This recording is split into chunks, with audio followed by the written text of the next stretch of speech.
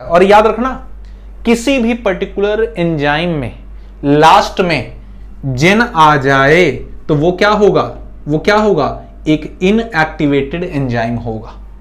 Activated जैसे fibrinogen, trypsinogen, काइमोट्रिप्सिनोजेन, ये सभी कैसे इनएक्टिवेटेड एंजाइम है या प्रोटीन है। ठीक है, अच्छा हेलो दोस्तों, मेरा नाम है प्रदीप गौड़ और आप देख रहे हैं प्रदीप बायोलॉजी। इस वीडियो में हम देखने वाले हैं रेगुलेशन ऑफ किडनी। आखिर किडनी के फंक्शन को कैसे रेगुलेट किया जा सकता है।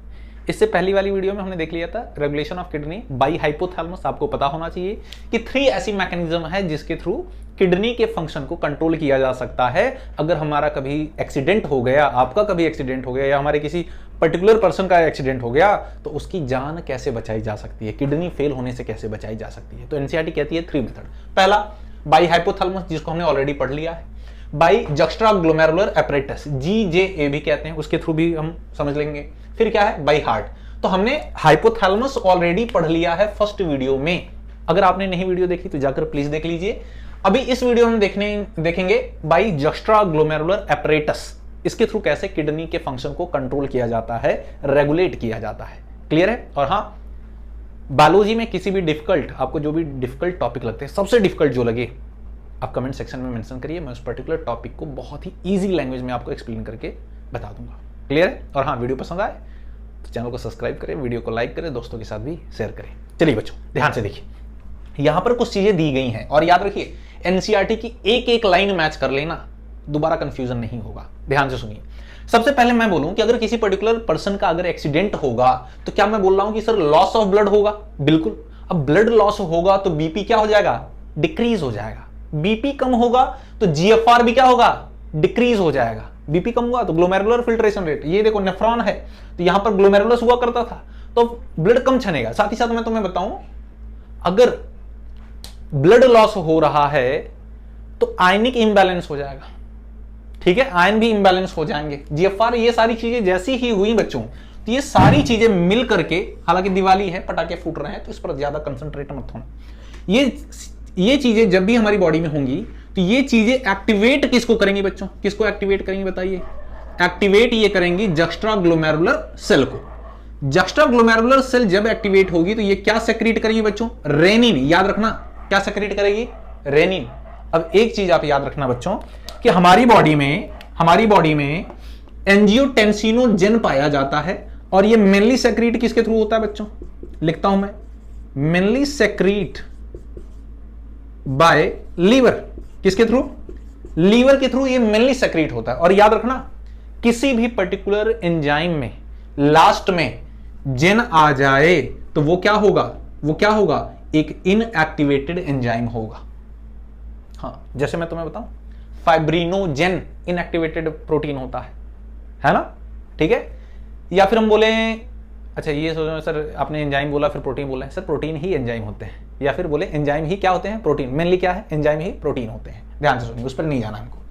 फिलहाल याद रखिए, लास्ट में किसी के जेन आ जाए तो क्या होगा, इनएक्टिवेटेड। जैसे फाइब्रिनोजेन, ट्रिप्सिनोजेन, काइमोट्रिप्सिनोजेन, ये सभी कैसे इनएक्टिवेटेड एंजाइम है या प्रोटीन है। ठीक है। अच्छा, या फिर आप बोले कि किसी के स्टार्ट में प्रो आ जाए, वो भी क्या होगा, इनएक्टिवेटेड एंजाइम होगा या प्रोटीन होगा। जैसे मैं तुम्हें बताऊं, प्रो कार्बोक्सीपेप्टाइडेज एंजाइम है, कैसा है, प्रो स्टार्ट में आया तो इनएक्टिवेटेड है। ठीक है, तो याद रखना इस ट्रिक को। तो ये इनएक्टिवेटेड होता है। इस एंजियोटेंसिनोजेन को कन्वर्ट किया जाता है बच्चों एंजियोटेंसिन फर्स्ट में, और यहां कन्वर्जन के लिए क्या लगेगा बच्चों बताइए, रेनिन। रेनिन किसके थ्रू सेक्रेट हो रहा है, जस्ट्राग्लोमेरुलर सेल के थ्रू। क्लियर है। अब जैसे ही एंजियोटेंसिनोजेन एंजियोटेंसिन फर्स्ट में कन्वर्ट होता है, वैसे ही एंजियोटेंसिन फर्स्ट को एंजियोटेंसिन सेकंड में कन्वर्ट कर दिया जाता है। और यहां पर जो एंजाइम लगेगा उसका नाम है एंजियोटेंसिन कन्वर्टिंग एंजाइम। किसके थ्रू सेक्रेट होता है बेटा, किसके थ्रू सेक्रेट होता है, सेक्रेटेड बाय, किसके थ्रू, लंग्स के थ्रू। ये किसके थ्रू सेक्रेट होगा, लंग्स के थ्रू। ये जैसे इस पर लगेगा एंजियोटेंसिन फर्स्ट किस में चेंज हो जाएगा, एंजियोटेंसिन सेकंड में। क्लियर। अगर तुमसे कोई पूछे कि क्या एंजियोटेंसिन फर्स्ट स्टेबल कंपाउंड था, नहीं। अगर स्टेबल होता तो ये कभी भी कन्वर्ट नहीं होता। क्लियर है। अब जैसे एंजियोटेंसिन सेकंड बनता है, एंजियोटेंसिन सेकंड के बारे में कुछ याद रखना आप, क्या, ये एक स्ट्रॉन्ग वैसोकॉन्स्ट्रिक्टर है, वैसो स्ट्रॉन्ग वैसो कॉन्स्ट्रिक्टर। ठीक है बच्चों, ये strong vaso constrictor. Strong vaso constrictor का मतलब क्या हुआ कि ये ब्लड वेसल को कॉन्स्ट्रिक्ट कर देगा। जैसे ही ब्लड वेसल को ये क्या करेगा, देखो बीपी लो था ना सर, बीपी लो था, बीपी लो है, अगर जैसे ही सपोज करो ये ब्लड वेसल है, इसको मैं कॉन्स्ट्रिक्ट कर दूं, इसका ल्यूमेन कम कर दूं, तो क्या ब्लड बहुत तेजी से भागेगा? जी हां। तो जैसे ही ब्लड वेसल को कॉन्स्ट्रिक्ट करेगा तो बीपी इंक्रीज हो जाएगा, बीपी इंक्रीज हुआ तो जीएफआर भी क्या हो जाएगा, इंक्रीज हो जाएगा, नॉर्मल हो जाएगा। सब क्लियर है? क्या बस खत्म हो गया? नहीं।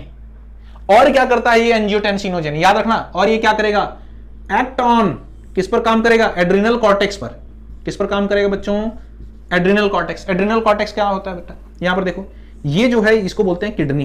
क्या बोलते हैं बेटा, ये किडनी है। किडनी के ऊपर एड्रिनल ग्लैंड होती है, और जो एड्रिनल ग्लैंड होती है उसके सेंटर में यहां पर होता है मेडुला। तो एड्रिनल ग्लैंड का सेंट्रल पार्ट है तो बोलेंगे एड्रिनल मेडुला। लेकिन ये जो किनारे का पार्ट होता है पेरीफेरी का, इसको बोलते हैं एड्रिनल कॉर्टेक्स। जब एड्रिनल कॉर्टेक्स पर एंजियोटेंसिनोजन, ठीक है, एंजियोटेंसिन सेकेंड जब ये काम करेगा तो ये सेक्रीट किसको करेगा, ये किसको सेक्रीट करेगा बच्चों, ये सेक्रीट करेगा एल्डोस्टेरॉन। एल्डोस्टेरॉन जो होता है वो नेफ्रॉन के, याद रखना, नेफ्रॉन के डिस्टल कन्वोल्यूटेड ट्यूब्यूल और कलेक्टिंग डक्ट, इन दोनों पर काम करता है। जैसे इन दोनों पर काम करेगा ये, यहां पर क्या होगा, वाटर और सोडियम आयन का एब्जॉर्प्शन होने लगेगा। और जैसे ही वाटर एंड सोडियम आयन का एब्जॉर्प्शन होगा तो ब्लड का वॉल्यूम क्या होगा बच्चों, इंक्रीज हो जाएगा। ब्लड का वॉल्यूम इंक्रीज हुआ तो बीपी भी क्या हो जाएगी, इंक्रीज हो जाएगी। बीपी इंक्रीज हुआ तो जीएफआर भी इंक्रीज हो जाएगा। क्या आपको समझ में आ रहा है? बिल्कुल। तो बाकी मिलते हैं आपसे नेक्स्ट वीडियो में एक नई इंफॉर्मेशन के साथ। तब तक के लिए जय हिंद। तो बाकी मिलते हैं आपसे नेक्स्ट वीडियो में एक नई इंफॉर्मेशन के साथ। तब तक के लिए जय हिंद।